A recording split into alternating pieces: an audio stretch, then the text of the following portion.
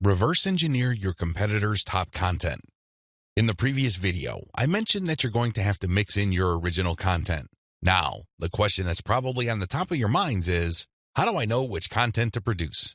Well, there are two ways to do this, like I mentioned earlier in this training. You can try to figure out things on your own and engage in all sorts of experiments, or you can just simply allow your competitors to do your homework for you. I hope you can see which path is the easiest. It should be obvious. If you are sending the very best content on your niche, your original content must be at the same level or better. Otherwise, your followers are not going to take the bait. They're not going to trust your brand.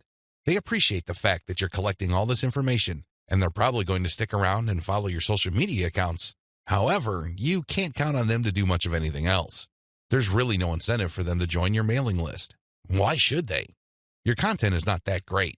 They only need to compare the kind of original content you produce with the other top-notch third-party stuff you're sharing to see your weakness.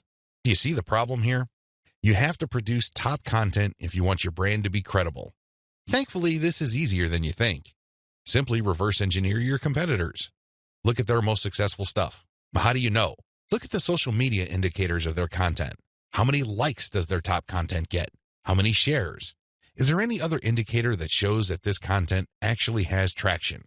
Maybe you should pay attention to the number of comments for that content. Maybe you would want to run a backlink checker on a piece of content and see how many other blogs or websites link to that piece of content. This is how you measure the overall success of any single piece of content so you can use it as a template, if you will, for your own content. I'm not saying that you should rip it off. Instead, I'm encouraging you to use it as a starting point and come up with something so much better. Focus on what works. When you look at your competitors' most social pieces of content, you are basing your own original content on themes and topics that actually work. They have traction with your target audience members. You're not wasting money or time taking wild guesses. This is one of the most common mistakes social media marketers make. They think that they have the best ideas regarding hot content in their niche, so they come up with all sorts of content that they think is just plain awesome, only to fall flat on their faces. I'm telling you, for every 100 pieces of those types of original content, maybe 10 would gain any sort of respectable traction in your niche. It's too expensive, and it burns too much time. Thankfully, there is a better way. You just need to reverse engineer your competitors' most successful content. Use that as a starting point. You can adjust them. You can modify them. You can come up with your own variations. But at least you get a head start. At least you're in the ballpark when you start off. You're not just taking random shots in the dark. Learn from your own success. After you have started curating and mixing in your original content, pay attention to your statistics. They should tell you which of your content gets the most love. If you notice that a handful of your curated third-party content gets a lot of retweets, shares on Facebook, or any other indication of social media engagement, pay close attention to those pieces of content. At some level or another, they struck a nerve. They caught your audience members' attention in a very positive way. Find these successful curated pieces of content and create original versions of them. Similarly, if you have many different original pieces of content, only a handful of them will be really successful. Pay attention to those. Find them. Once you've identified them, create more of them. Focus on the same themes and present similar information the same way. The key here is to focus on what works and expand it and grow it. Ditch the stuff that failed. Build on your strengths. Create derivative, cross-platform variations of your most successful content. Now that you have a clear idea of how to create content that has proven traction, don't just keep reverse engineering it. While you need to continue doing that, you also have to do something else. Create derivative or cross-platform versions. For example, one particular type of blog post does well on all your social media accounts. Identify its themes, pay attention to its patterns, and come up with another blog post. See if that works. If you achieve the same level of success, you're onto something. This is not a fluke. This is not a one-time thing. You have struck on a theme that your audience members readily enjoy. The next step is to take things to a whole other level. Instead of just cranking out yet another blog post, create videos about that theme, make specialized diagrams, produce infographics. Take these materials and share them on social media platforms that specialize in those formats. For example, for blog post URLs, share them on Twitter and Facebook. For videos, share them on YouTube. For diagrams and infographics, share them on Pinterest. Drilling even deeper, Look at your hottest blog posts and strip out key questions and use these as leads or titles for tweets. Tweet the same content several times over the course of a week. Of course, don't drop it all in 1 hour, but space them out. Still, when you use the right questions, you become very visible on Twitter. Pair these with the right hashtags. The bottom line, the great thing about content curation is you save a lot of money, but you are also positioning yourself to build on your strengths. You focus on things that you're doing right and figuring them out so that you can predictably produce successful content. Now, this is not going to happen overnight. You have to keep experimenting until you find the right themes that consistently work with your audience. Fine-tune your payload content. As I have mentioned previously, you can come up with your very own content based primarily on the social signals of the top-notch third-party materials you are curating. Put simply, when you are going through your research, you will keep coming across certain pieces of content which get a lot of engagement on social media. These are all the objective indicators you need to understand that you are looking at high-quality, high-demand content. At that point, you can come up with your own version of that content. You can use it as a template, so to speak. Another approach would be to just do curation first. You just take all the high-quality third-party content with great social signals and put them all on auto-publish on your social media accounts. You run this curation campaign for several weeks. Soon enough, you will see a pattern. Eventually, you will see that some of these materials get a lot more engagement than others. At that point, you can then come up with your own version. Personally, I pick my own content using both methods. If I'm in a hurry to get people to sign up to my mailing list, I do the first method. But if I'm unsure about the niche or I'm still trying to feel my way around in terms of understanding my audience, I would stick to the second method. There's really no one right answer. It really all depends on your situation. The great thing about the second method is that you are picking out your original content strategy based on what actually works in terms of your social media accounts. You have to understand that even though high-quality third-party content may have a lot of objective social signals, those signals may have been generated in different contexts. Maybe the original publisher was doing something that you may not be doing. Do you see how this works? Still, you can definitely do the first method if you're in a hurry. But if you have some time to spare, you might want to try the second method. Do curation first, let it run, and then pay attention to your statistics. You should be able to see a pattern. In fact, based on my experience, content that tends to do well often falls within a narrow range of themes. In fact, in some of my campaigns, almost all of the content that got a lot of love from the internet was focused on one question. That's how focused your audience's needs may be. You should pay a lot of attention to the following. Look at the engagement of the content and the click-through. A lot of social media marketers drop the ball at this point. They think that it's all about engagement. I'm telling you, regardless of how many likes, shares, or comments a piece of content gets, if people don't click through, those engagement signals are not worth much. Remember, at the end of the day, you want traffic. That's the whole reason why you're doing this in the first place. Getting caught up in how many shares, likes, or comments you get is not going to do you any good. You have to always pay attention to the click-through. There has to be some sort of ratio between total engagement and click-through. The higher the ratio of the click-through, the more attention you should devote to a piece of content. Study high click-through and high engagement content closely. Now that you have identified curated content that performs well, the next step is to analyze them with a fine-tooth comb. Ask yourself, what problems are people interested in when they read this piece of content? How are these pieces of content positioned or presented? Do they use some sort of emotional headline? Do they use subheadings that ask questions? Do they drag the person along? Or do they just lay out the information dead center? Pay attention to cosmetic issues. People do judge a book by its cover, and blog posts and articles are no different. How are these materials formatted? Do they have big pictures? Do they have header pictures? Do they use diagrams? What are they doing exactly? Once you've answered all these questions and you're comfortable with the answers you got, the next step is to create your own content specification sheet. This is going to be your template. Now, make sure that you're not just basing it on one successful piece of content. That third-party content might be a fluke. The company behind it might just have gotten lucky, and for some reason, that piece of content went viral. That's not going to help you. You have to base your template on the success of many different pieces of curated content. This way, you can be more confident of the fact that even if you barely comply with all the specifications, you would at least get some decent and positive results. Using the information above, create payload content. Now that you have gotten your template together, you need to create your own high-quality, high-engagement original content. This content is going to be used to sell people on your mailing list. When they read this content, they're supposed to get excited about joining your mailing list. This is content that is most likely to be credible and most likely to be shared. Are you excited? Well, don't get too excited. A lot of people jump in with both feet and they end up sabotaging themselves because the payload content they create looks like an advertisement. That's obvious spam. Nobody's going to trust you with that. You're obviously trying to pull tricks and play games. That's not going to work. Instead, the content must be informative. Think of it as an infomercial. You're selling something, that much is obvious. But people have to walk away with solid value. You have to walk that tightrope. There's a thin line between shoving stuff down people's throats and providing solid value without asking for anything in return. You have to come up with a decent compromise between the two. The bottom line is, whatever you do, the content you produce must be valuable. It must add value to the lives of people reading your materials. That's how you build credibility. That's how you get people to get excited about your mailing list. Remember, your list is supposed to add value to their lives. It's going to be very hard to give that impression when the content that you share is worthless. I hope you can see that. I'll see you in the next video. Market your list right.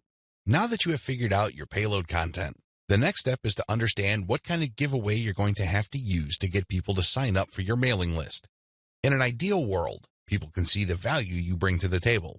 They only need to look at the content you share as well as the crucial information they get from your premium content.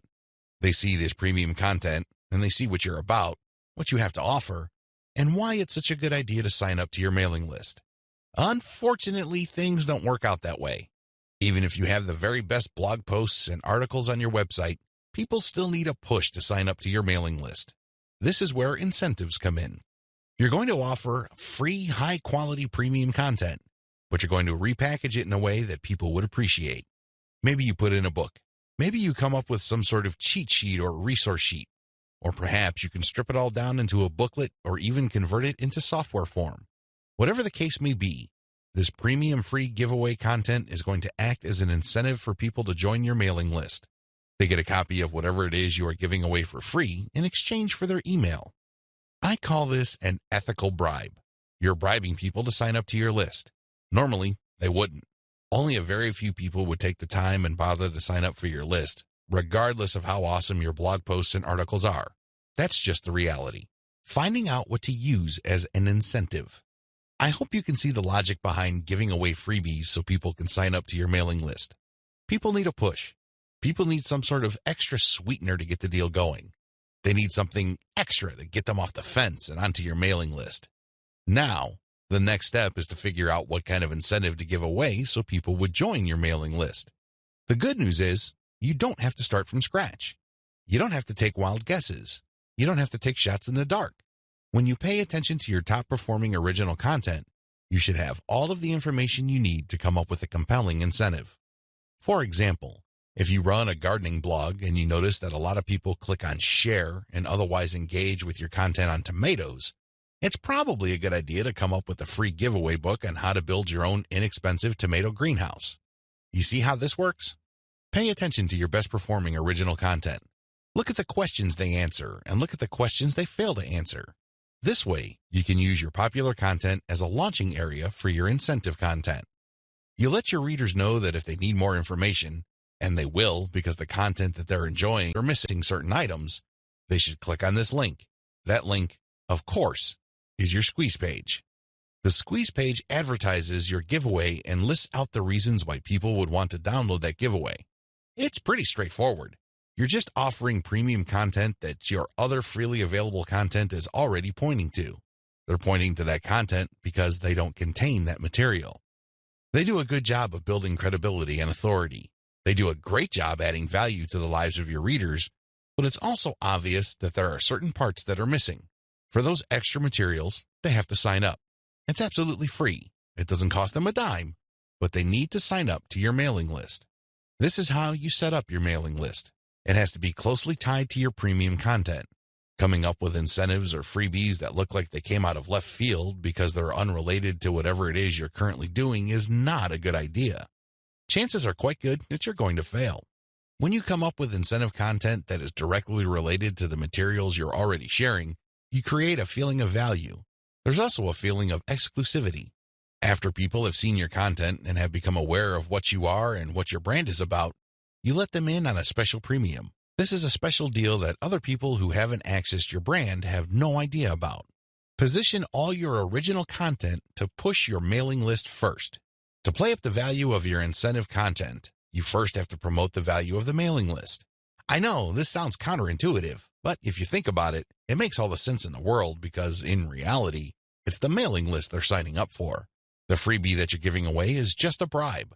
It's intended to get people to enter their email address and nothing more. If you were to use all your original content to play up the fact that people can get this additional content, don't be surprised if people sign up to your list and quickly unsubscribe because they really don't care about your list. Again, you're walking a tightrope here. On the one hand, you want people to get excited about the premium you're giving away for free in exchange for their email address. On the other hand, you want people to see the value that they would get by being members of your mailing list. This is how you should play it. All your original content should push your mailing list first. I'm not saying that you should not tie it into the incentive, but your original content should highlight the fact that when people join your mailing list, they will continue to get valuable information. This is the key, because when you use your tried and proven content to push mailing list membership, people are less likely to join your list and immediately unsubscribe. They are aware of the value that the list can possibly bring to their lives. You then play up the premium content as part of the membership. In other words, it's an extra. It's not the main focus of the list. Keep the list separate from the premiums you use to get people to sign up to your list. I hope this is clear because you want to play up the list first, but it must be obvious that you are using the premium content, whether it's a free book, a booklet, a cheat sheet, some sort of pre-recorded video, or something else, as a means to get people to make a decision. That's the bottom line. You want the incentive to push people to make a decision to join your list, but all your original content, and your website by extension, should push the reader to see the value of being a list member. A lot of social media marketers completely blow this. They think that it's all about marketing the incentive. Well, to continue with the example I raised earlier, what happens after you get people to sign up to your list in exchange for the greenhouse guide? That's right, nothing. Why? You played up the value of the greenhouse guide to such an extent that people are clueless as to what other value they would get from your mailing list. Indeed, don't be surprised if people start reporting your list as spam after you start sending them updates. They were so focused on getting the free book that the updates from your mailing list completely took them by surprise. This happens all the time because of faulty messaging on your blog or website. You cannot afford to play the game this way. You worked hard to pull all this social media traffic to your site. You spent a tremendous amount of time, effort, and resources to build a solid brand. Unfortunately, you're dropping the ball if you market your mailing list this way. You must sell the list first, but the incentive must be used to push people to make a decision. This is the proper order of priority. Anything else will fail. Set up your squeeze page for maximum social appeal. As I mentioned earlier, you should use your content to push your mailing list. You should use your content to upsell your squeeze page. But this doesn't mean that you can get away with badly designed squeeze pages. It's not going to cut it. Your squeeze page must be well designed. After all, this page is a specialized recruitment page. When people get on this page, you have to make the case as to why they should join your list, and not just for the incentive. While the incentive takes a big chunk of the real estate of a squeeze page, you should be clear about the fact that people are signing up to your list. With that said, you have to make your case. Why should people bother with your updates? Why should people stay on your mailing list? What kind of value would they get? Remember, people are always asking what's in it for me. Your squeeze page must answer that question effectively, clearly, and powerfully. Your squeeze page must be well designed enough to be able to make that connection, while at the same time, it must be easy to market on social media. Maybe you should have a graphic on your squeeze page that can be easily posted on Pinterest. Maybe you should have a video on your squeeze page that can be easily shared on YouTube. There are many ways you can go with this. What's crucial is that your squeeze page must be social media ready. At the same time, it should also do a good job of recruiting people. Set up the right confirmation page. When people join your list, thank them and make them feel welcome. You also have to clue them in regarding the content they should expect to receive. Make them feel that they just did the right thing. Make them feel that they solved a major problem. Not only do they get access to the digital freebie you're giving away, but they're also going to be receiving valuable information regarding a particular topic that they have problems with. This is how you sell the list. Simply hyping up and over-promoting the premium is not going to help you convert social media traffic into cash. That's just not going to happen. You have to sell the list. You have to build trust in the list.